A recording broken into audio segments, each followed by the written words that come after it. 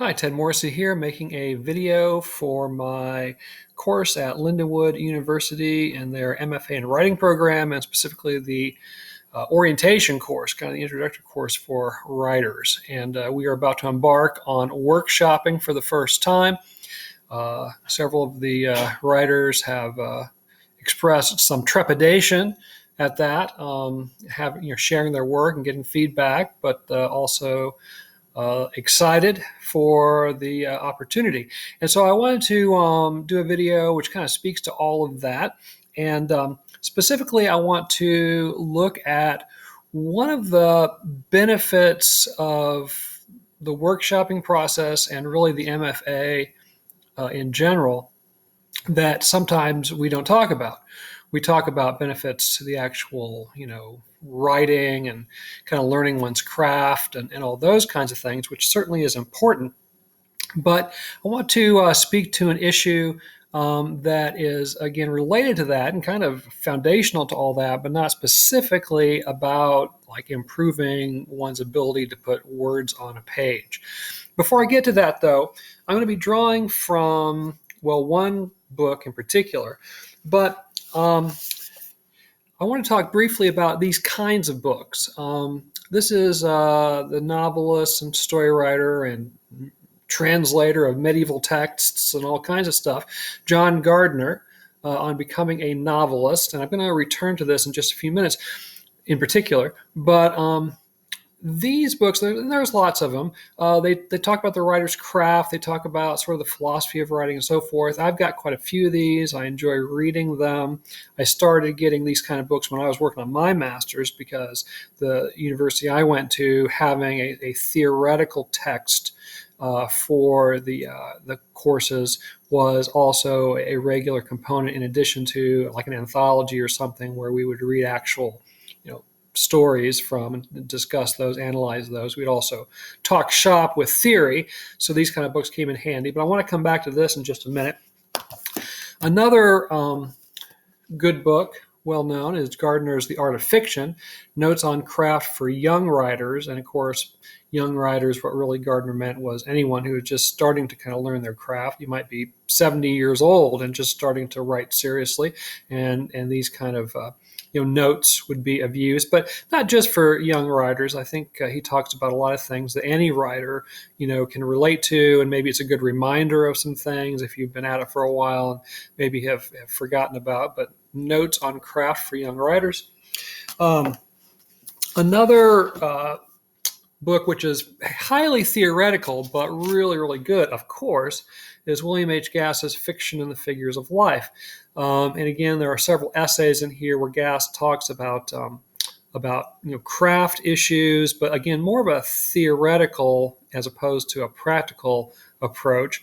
Also talks about some of his favorite writers and what you can kind of draw from them in terms of their techniques and so forth.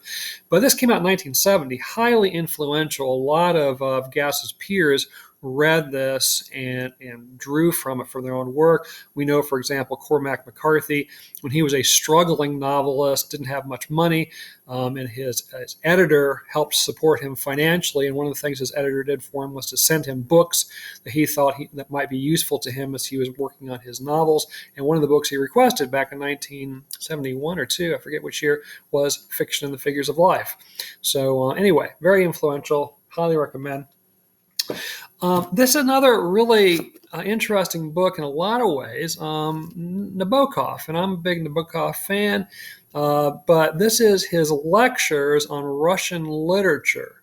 There's another version where he lectures on other kinds of literature besides Russian literature, but I particularly like this one, and you can see he talks about Chekhov and Dostoevsky and Tolstoy and Turgenev and Gorky and Gogol, and even though these are lectures to students trying to come to an understanding of these texts better by these authors, as a writer, since Nabokov was a writer as well, obviously, oftentimes his lectures kind of highlight techniques of the writers as much as anything. So I actually get a lot out of this in terms of thinking about writing and that kind of thing, even though it's more of a literary lectures kind of text. All right, but I wanted to come back, like I said, in particular to Gardner's book, this particular one, on becoming a novelist. Now, I know not everyone in this program is planning to become a novelist. There are lots of poets. There are people working on creative nonfiction who want to produce essays, collections of essays, perhaps. There are screenwriters, etc. But I think there's a lot in this book that applies to anyone who is pursuing any kind of creative writing, and really, you could probably expand that and say it's really geared toward anyone who has a creative impulse of any kind, whether they're a painter or a musician or whatever they might be. In fact, Gardner often talks about people in other sort of creative arts and how what he's saying is very similar to what they're up to as well. But this, like I said, it's really useful, I think, and particularly maybe folks who are just kind of starting to really think seriously about their writing, that this would be a good book to get hold of. Just to kind of give you a little bit of a overview of it. First of all, this has a foreword by the short story writer Raymond Carver, which is really interesting in and of itself. But there are 4 kind of overarching sections in the book, and the titles of those sections are The Writer's Nature, The Writer's Training and Education, where he talks about the workshop process in particular. The 3rd section is Publication and Survival, and then the 4th section is Faith. Right. And again, a lot of really interesting things to say, but I was kind of reviewing Gardner's discussion of workshop, the pros and the cons and so forth. And, we've been talking a lot about that, in the last couple of weeks. You've been reading a lot of essays about workshop, the do's and the don'ts, gag order, no gag order, and so on.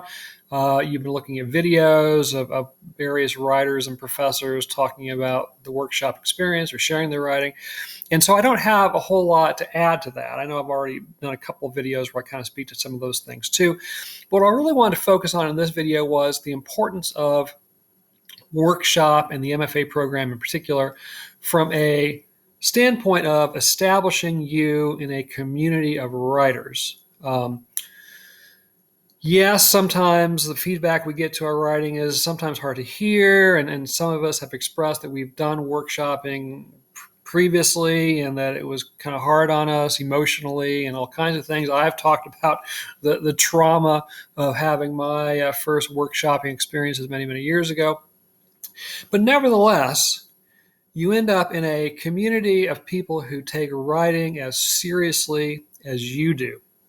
And while we're going through the program, and it may take us 2, 3, 4 years to get through the program if we finish, and I hope we all do, we're going to be involved in this program, this community rather, where we're regularly interacting with fellow students, with instructors, and so on. And so we're going to be in this kind of arena that takes writing seriously, takes what we're doing, what we find important seriously, and so on. But then the MFA program is going to come to a screeching halt, hopefully because you've graduated from it. And I know a lot of students will express this sort of double-edged sword, and I remember feeling this way both with my master's and my PhD, that yes, it was a grind, yes, it was a lot of work, yes, it was stressful at times to meet all the deadlines and so on, but boy, when it was over, you sure do miss it. You miss being with those people, you miss the environment, you miss the sort of intellectual energy and so forth. And so I've talked before about the fact that a lot of MFA graduates finish their program and then never go on to really write much of anything. And there's all kinds of reasons for this. Probably one of the biggest, though, is that the world doesn't really care if we write anything. And so the world isn't very supportive of our writing. In fact, probably a lot of people in our sphere would just as well we weren't writing. It takes a lot of time, it takes a lot of time alone. And so people would want you to be spending your time differently, spending your time with them or doing things on behalf of them, not just sort of by yourself or at least alone with your thoughts. So I think it's important, if you're going to keep writing beyond the MFA, to be part of a writing community. Now, Some people have good luck with that, and they can find a very vibrant kind of literary community right there where they live, and they can be a part of that. Others may have to go further afield to find those kind of like-minded individuals. I've always struggled with that. I've always had a hard time finding a community of writers that I really seem to benefit from in terms of being a part of. And one of the reasons for that is I've never lived in a really big city. I've never lived in New York or Chicago or Los Angeles or someplace like that. I've always lived in smaller areas where there isn't just a really vibrant literary kind of art community. I've tried. I've tried to develop that myself, so if I couldn't join someone else's, maybe I could make my own. Just as an example, for over 5 years, I hosted a monthly reading series where I would invite local writers and poets and so forth to come in and share their work and so on. And I really enjoyed it, but I'll be honest that after 5 years, I stopped. And one of the main reasons was it felt like kind of a one-way street. And what I mean by that is I, was going out of my way to schedule these things and to promote them and try to get people to show up. I never had any trouble getting a writer to come to read their novel or their short story or their poetry or their essay or whatever it might be. Playwrights would come in at times. But I had trouble having them come back to support other writers and poets and playwrights and so on. So they were very happy to be the center of attention, but they didn't really support the community as a whole, again, by coming back and supporting other writers who were sharing their work and so forth. And quite honestly, when I would try to have a reading or celebrate a modest, achievement of some sort, it was pretty much crickets. So I thought, what, it was like being in a bad relationship where you're doing all the work, and putting your heart and soul into the relationship, and then the other person is just sort of ambivalent and it isn't there for you when you need them, right? So I finally kind of stopped that. Weirdly, with the pandemic and the sudden use of Zoom and things like it on a regular basis, I found access to writing communities that I didn't have access to before. And again, one of the weird kind of silver linings of the pandemic, obviously it was horrible in many ways, and many people lost their lives and major illnesses. And so I don't mean to, act like it was a good thing. But one of the things that came out of it was the idea of using Zoom and so on to connect with other people, particularly like-minded people. And so previously, I used to have to go to conferences, once or twice a year, where I could be around other writers and other academics who, again, liked the same things that I like, found the same things important that I find important, kind of spoke my language, if you will, and it would always kind of recharge my battery a little bit, my emotional battery, my spiritual battery, my creative battery, whatever you want to call it, to go and spend time with these people. But with the advent of using Zoom, I was able to connect with people literally all over the world who are of a similar mind and so on. So as a result, for the last couple of years, I've hosted a weekly meeting of people who like to read and talk about James Joyce's Finnegan's Wake. So every Thursday evening, get together with people who like to talk about Finnegan's Wake. Can't really find that locally. Can't really go anywhere and find people who want to talk about Finnegan's Wake, especially, for a couple hours every week. So that's been great. And then again, connecting with people. And just as you may know, just earlier this summer, I started a podcast with a couple of writer buddies, Brady Harrison and Grant Tracy. We've always enjoyed talking about writing in various contexts, and we've been talking about it for a while. Why not start a podcast where on a regular basis, and right now we're meeting monthly, we just get together via Zoom and talk about writing and talk about editing and publishing and teaching writing and all those kinds of things. And it's just a lot of fun, but it's also my writing community.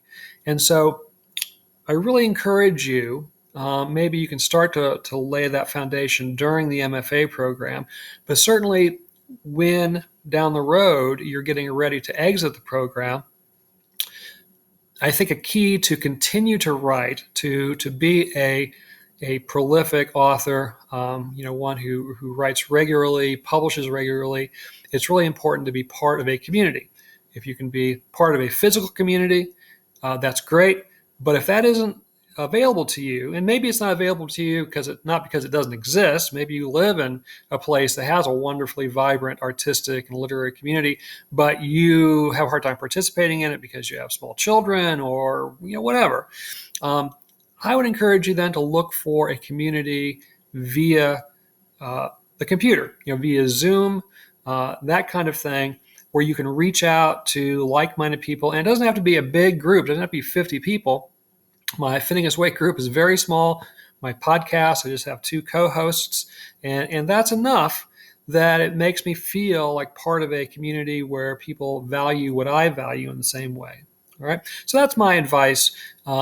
Look forward to and try to find some sort of community. You're going to have it sort of naturally during the program, but then it's going to come to a screeching halt eventually. And I think reestablishing it in some form or another is really, really important if you want to be a lifelong writer.